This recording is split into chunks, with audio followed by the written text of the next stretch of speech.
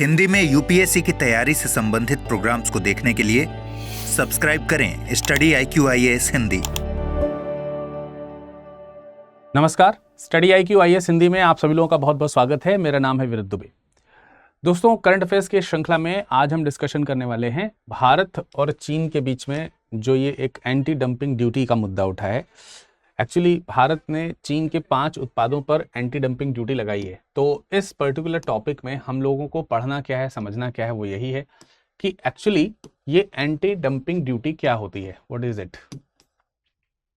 ठीक है, और भारत ने ये ड्यूटी क्यों लगाई है, भारत ने चीन के प्रोडक्ट्स पर इस तरीके की ड्यूटीज यानी कि इस तरीके के शुल्क क्यों लगाए हैं, तो इस शुल्क की इंपॉर्टेंस क्या हो सकती है और इससे भारत को क्या फर्क पड़ सकता है, इन सब मुद्दों पर चर्चा करेंगे।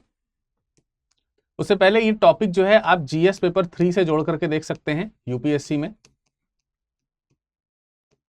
जीएस पेपर 3 में आप इसको जोड़ करके देख सकते हैं। इकोनॉमिक्स से रिलेटेड चीजों से, गवर्नमेंट पॉलिसीज के पॉइंट ऑफ व्यू में भी आप इसको थोड़ा बहुत डाल सकते हो। ठीक है, चलिए सेशन को आगे बढ़ाते हैं। सबसे पहले डालते हैं खबर पे नजर। तो खबर क्या कह रही है, खबर कह रही है India imposes anti dumping duty on Chinese goods for up to 5 years। तो 5 साल के लिए, कितने साल के लिए, 5 साल के लिए कुछ वस्तुएं हैं जिन पर क्या लगाया गया है, एंटी डंपिंग ड्यूटी। तो इसको शॉर्ट में हम लोग एड के नाम से भी जानते हैं। ठीक है, एंटी डंपिंग ड्यूटी के भी नाम से इसको हम लोग जानते हैं। ये 5 प्रोडक्ट्स जो हैं वो यहां पर लिखे हुए हैं, इसमें हैं ऑलरेडी, मैं भी आपको बताऊंगा। लेकिन मुद्दा ये है कि यार ये एंटी डंपिंग ड्यूटी है क्या है, ठीक है, और क्यों लगाया गया, इसको क्यों लगाया गया, उसके पीछे का रीजन क्या है और इससे भारत को क्या बेनिफिट हो सकता है। उससे पहले मैं आपको एक छोटी सी चीज पूछना चाहता हूं। आप मुझे बताइए, इन जनरल आप लोगों ने क्या चीजें सुनी देखी हैं। साधारणतः आपने क्या सुना देखा होगा कि कोई सपोज दैट लेट से कोई प्रोडक्ट है ए कोई प्रोडक्ट है जो किसी कंपनी में, किसी कंट्री में, सपोज दैट चाइना में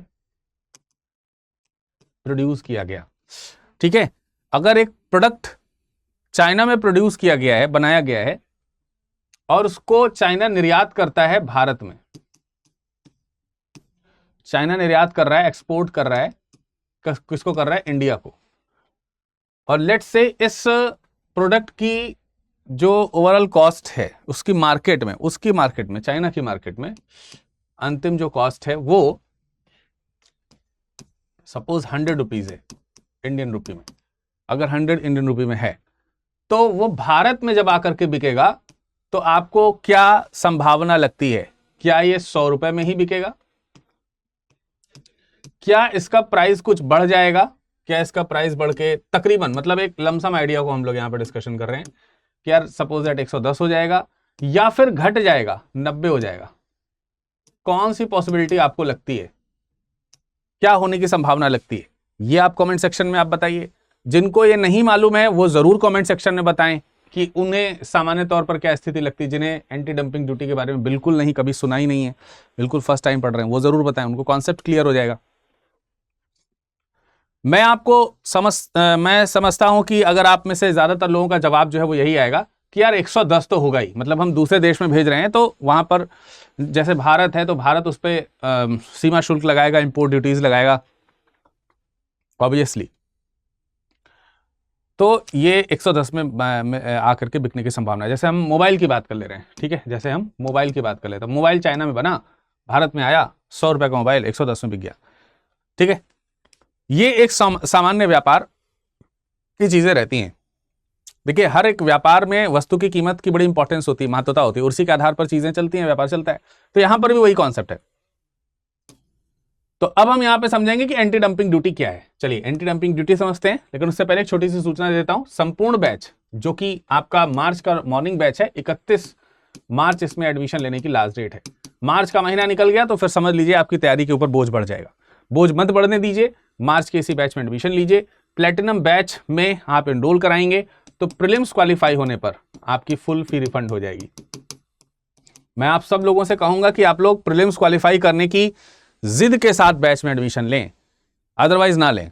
मेरा तो यही कहना है यार, यूपीएससी निकालना है, बिना प्रीलिम्स के निकलेगा नहीं, तो जिद होनी चाहिए, और जिद है तो हम आपको फ्री में तैयारी कराएंगे, आपकी फीस वापस कर देंगे, जबकि इसमें आपको बुक्स वगैरह सब मिलेंगी। प्रीलिम्स की तैयारी के लिए स्पेशली हम आपको अलग से बुलाएंगे 3 महीने के लिए, खर्चा हमारा होगा, हम यहाँ पर ठहरने रुकने पढ़ने लिखने की सबकी व्यवस्था करेंगे। फिर आप मेंस की तैयारी निःशुल्क करेंगे हमारे साथ, फिर आप इंटरव्यू की तैयारी निःशुल्क करेंगे हमारे साथ, और ये सब हमारे इंस्टीट्यूट में होगा, सारा खर्चा स्टडी IQ उठाएगा। आपको बस एक जोश एक जुनून की जरूरत है, इस बैच से जुड़िए। हर महीने अगर आप टॉप रैंक लाते हैं तो आपको 11,000 रुपए की पुरस्कार राशि मिलेगी। विराज लाइव कोड यूज करिए, मैक्सिमम डिस्काउंट आपको मिल जाएगा। अब देखिए, ये वो 5 चीजें हैं जिसके ऊपर एंटी डंपिंग शुल्क लगाया गया। जैसे सॉफ्ट फेराइट कोर है। सॉफ्ट फेराइट कोर एक तरीके से मतलब काइंड ऑफ फेराइट है जो इलेक्ट्रॉनिक डिवाइसेस में यूज होता है, इलेक्ट्रॉनिक डिवाइसेस में हो सकता है, इलेक्ट्रिकल है ना, थोड़ा सा उसमें सब में बैटरी वगैरह जिसमें लग रही है, इलेक्ट्रॉनिक बैटरीज वगैरह इसमें लग रही है, तो उसमें सब में यूज होता है, ठीक है। तो ये एक है। इसके अलावा वैक्यूम इंसुलेटेड फ्लास्क है। इसके अलावा ट्राई क्लोरो आइसोसाइनिक साइन्यूरिक एसिड है, इसको हम लोग शॉर्ट में TI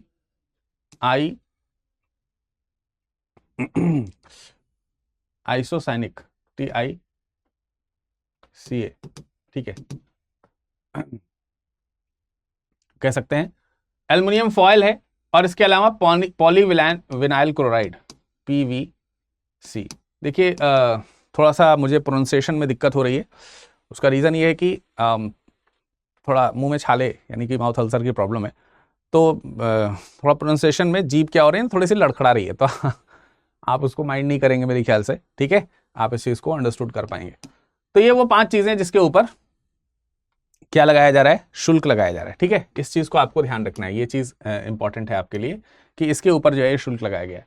मैं आपको खबर में चीज़ों को दिखाऊं अगर, तो आप देखेंगे तो आपको पता चल रहा होगा यहाँ पर कि यार जैसे इसकी बात कर लेते हैं, जैसे ये जो फर्स्ट 3 चीज जो प्रोडक्ट्स हैं, इन पर जो है 6 महीने के आसपास का जो है 6 माह के आसपास का ये लगाया गया है, एंटी डंपिंग ड्यूटी लगाई गई।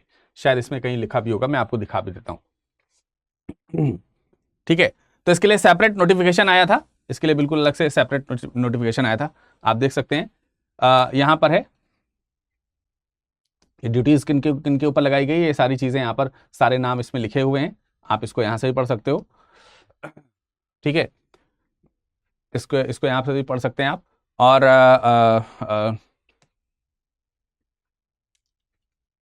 5 ईयर्स के लिए लगाई गई है, ये भी यहाँ पर आपको लिखा हुआ है।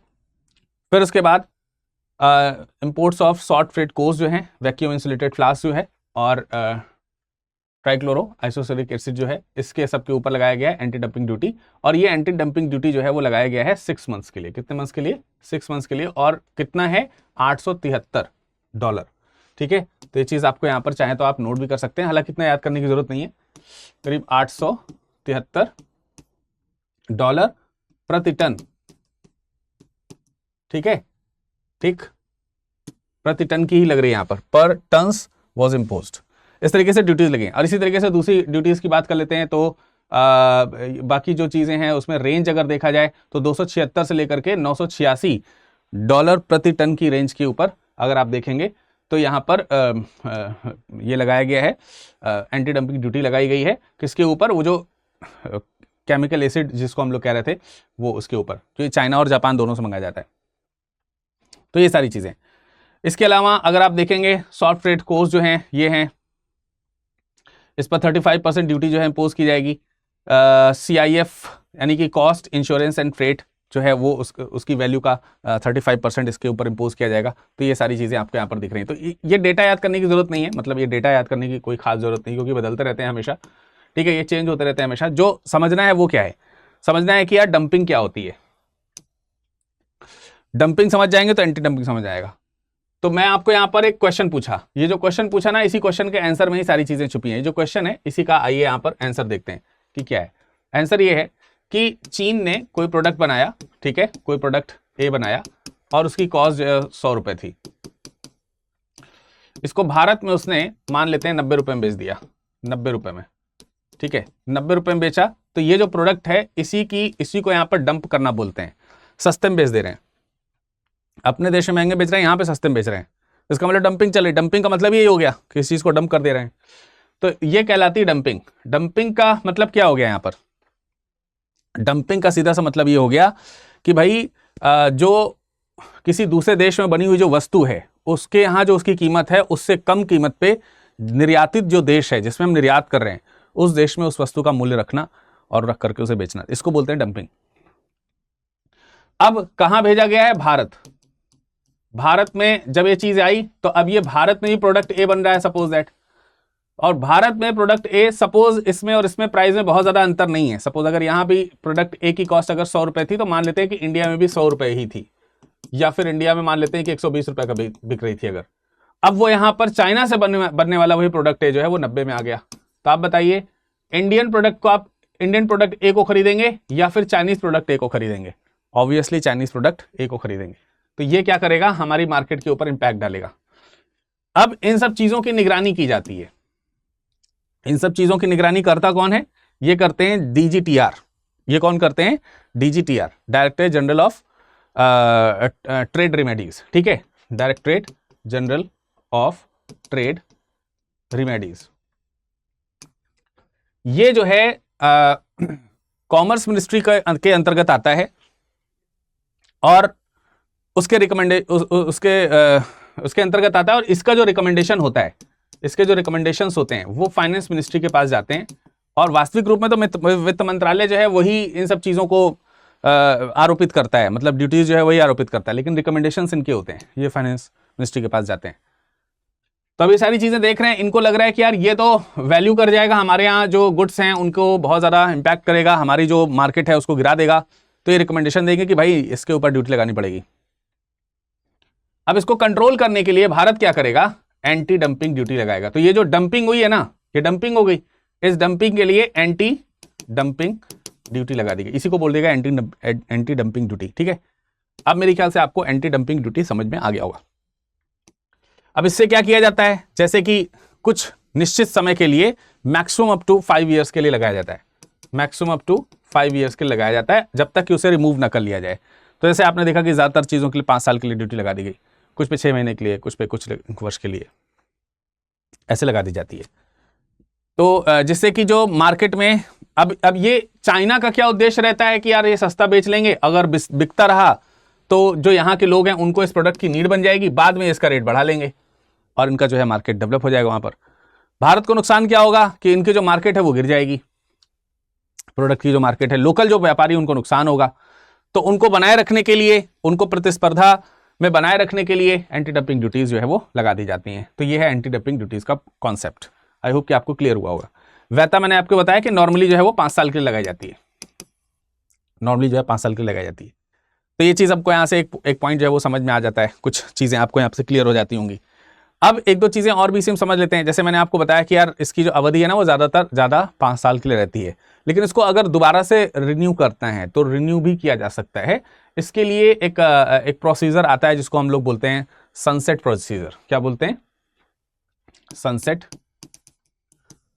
सनसेट प्रक्रिया होती है। तो मतलब 5 साल बाद समीक्षा में रखा जाएगा, और समीक्षा करके अगर लगता है कि अभी और इसको कंटिन्यू करना है तो 5 साल बाद उसको कंटिन्यू किया जा सकता है। ऐसे करके उसको हम बोलते हैं सूर्यास्त समीक्षा या फिर सनसेट प्रोसेस उसको बोला जाता है। समीक्षा का एक ये है, समीक्षा कार्यक्रम होता है जिसमें एजेंसीज जो है वो समीक्षा करके फिर से रिपोर्ट देती हैं। अब आपको लगेगा कि यार क्या ये चीज जो ये है इस तरीके का व्यवहार, क्या वास्तविक रूप में ये उचित व्यवहार है व्यापार के तौर से? ऐसे में तो चाइना भी इस तरीके की काउंटर चीजें लगाने का, अच्छा भारत जो है केवल इसी के ऊपर लगाता है, कुछ और भी कंट्रीज हैं जिसके ऊपर इस तरीके की चीजें लगी हैं, जैसे इंडोनेशिया है, चाइना है, इंडोनेशिया है, जापान है, दूसरी कंट्रीज भी इसमें शामिल है। ऐसा नहीं कि दूसरी कंट्री शामिल नहीं है, दूसरी कंट्रीज भी इसमें आपको शामिल होती नजर आएंगी। जैसे देख सकते हैं चाइना है, कोरिया है, मलेशिया है, नॉर्वे है, ताइवान है, थाईलैंड है, इन सब के ऊपर भी 5 साल का जो है ये एंटी डंपिंग ड्यूटी लगाई गई है। तो ये चीज है। देखो ये सारी जो चीजें होती है ना, ये WTO जो है, वर्ल्ड ट्रेड ऑर्गेनाइजेशन जो है, उसके कॉन्सेप्ट के अंतर्गत है। यानी कि ऐसा नहीं है, ये अव्यवहारिक नहीं है। हालांकि इसको बहुत लंबे समय तक नहीं चलना चाहिए क्योंकि दोनों देशों के बीच संबंध को थोड़ा सा उसके बीच में कटुता लेकर के आती है। अभी हमारा चाइना के साथ में थोड़ा सा हार्ड सॉफ्ट हो रहा है। हम उसको जो है अभी आपने देखा होगा कुछ समय पहले बोला गया था कि यार हम चाइना की तरफ अपना स्कोप बढ़ा सकते हैं, जो आपस में जो ट्रेड है, ट्रेड रिलेशंस जो है उसको मजबूत करने के लिए, एक दूसरे के साथ ट्रेड रिलेशंस को मजबूत करने के लिए हम लोग क्या करते हैं, बायलैटरल ट्रेड को बढ़ाते हैं। तो बायलैटरल ट्रेड को बढ़ाने की थोड़ी सी कोशिश भी की जा रही है। तो इस तरीके की चीज़ें थोड़ी सी प्रॉब्लम क्रिएट कर सकती हैं, बट इसके लिए चाइना को भी कंट्रोल करना होगा कि यार इस तरीके से डंपिंग ना करे, जिसकी वजह से हमें एंटी डंपिंग करने का प्रयास भी कम करना पड़ेगा। तो ये सारी चीज़ें आपको इसमें देखने को मिलती हैं। आई होप कि आपको पूरा कॉन्सेप्ट समझ में आ गया होगा कि ये क्या है। ठीक है, चलिए, तो आपके मन में अगर कोई डाउट है तो पूछ लीजिएगा, वरना जाते जाते मैं आपसे एक चीज़ पूछ ले रहा हूँ, आप थोड़ा सा रिसर्च कीजिएगा और रिसर्च करके मुझे बताइएगा। इसी के बिल्कुल करीब में आता है एक काउंटर काउंटर वेलिंग ड्यूटी। तो क्या कोई कमेंट सेक्शन में कमेंट करके मुझे बता सकता है कि काउंटर वेलिंग ड्यूटी क्या होती है? ड्यूटी क्या होती है? अगर आपको इसका उत्तर मालूम है तो कमेंट सेक्शन में कमेंट करके दीजिए। अदरवाइज उत्तर जानने के लिए आप मुझसे रिक्वेस्ट कर सकते हैं हमारे इस इंस्टाग्राम टेलीग्राम पे आप मुझसे क्वेश्चन पूछ लीजिए, मैं इसका उत्तर आपको यहाँ पर दे दूंगा। और इसका लेक्चर का PDF जो है वो भी आपको इसी टेलीग्राम पे मिल जाएगा। ठीक है, इसी नाम से मेरा इंस्टाग्राम भी है, आप मुझे इंस्टाग्राम पे भी फॉलो कर सकते हैं। चलिए, अगले वीडियो में मुलाकात होगी, तब तक के लिए धन्यवाद। हिंदी में यूपीएससी की तैयारी से संबंधित प्रोग्राम्स को देखने के लिए सब्सक्राइब करें स्टडी IQ IAS हिंदी।